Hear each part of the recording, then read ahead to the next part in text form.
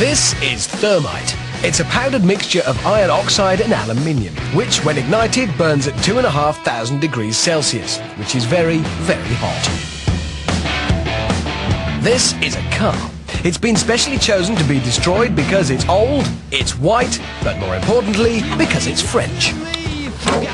The engine block is the densest part of a car. It's basically a huge lump of metal, and, well, it's very hard to melt. Lucky then, the brainiacs have plenty of thermite, specially packed into the slow-release mechanism of a garden flower pot. A big pile on the bonnet directly over the engine block should do the trick. Time to light the fuse and give this homage to French engineering the send-off it so richly deserves.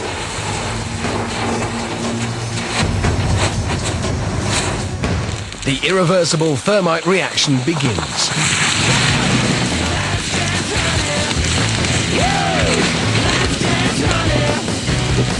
Within seconds, the fiery concoction eats through the bonnet, spraying molten thermite into the engine beneath. The devastation continues inside until finally a torrent of white-hot liquid metal pours out of the bottom, signaling the inevitable victory for thermite. A quick check confirms a clear path of destruction through the engine. So, there you go, Jordan. Thanks to thermite, this car's driving days are well and truly over.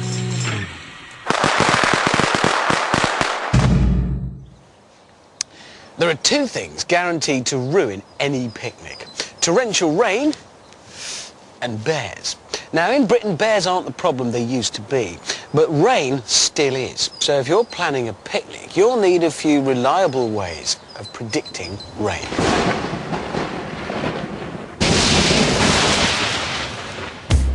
The brainiacs have come to the great British countryside for a picnic, but they want to be sure it's not going to rain.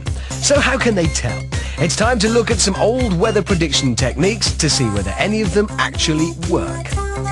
Firstly, red sky at night, shepherd's delight. Red sky in the morning, shepherd's warning. So, is it true? Well, a red sky is produced by a low sun shining through clouds. As clouds blow mainly to the west, at sunset they're blowing away, so they won't rain on you. And the opposite is of course true at sunrise, which means that the poor shepherd will need to get his sheep out of the rain before it ruins their lovely woolly coats. This morning, no red sky, so there should be no rain. Second test, cows. It's said that when cows sit down, it's going to rain. Apparently, they like to be sure they've got a dry patch beneath them, because dry udders equals a happy cow. And today, all the cows are standing up, which means these bovine barometers are predicting no rain. Next, spiders. If there are webs on the grass in the morning, then apparently it's not going to rain. That's because spiders hate getting wet, and so would you if raindrops were as big as cars and falling on your head.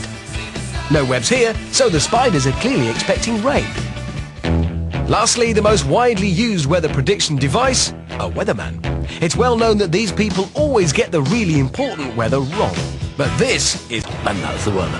McCaskill is a rain man then. That makes it 2 each. But the proof of the picnic. Does it rain on our parade? And the answer? No. No rain whatsoever. Which makes the sky right, the cows right, the spiders wrong, and guess what? Yep, the weatherman wrong. A long, hard day of science then, to demonstrate what I think we all knew in the first place, that spiders don't understand meteorology and weathermen get the weather wrong. Granny Brainiac, home spy.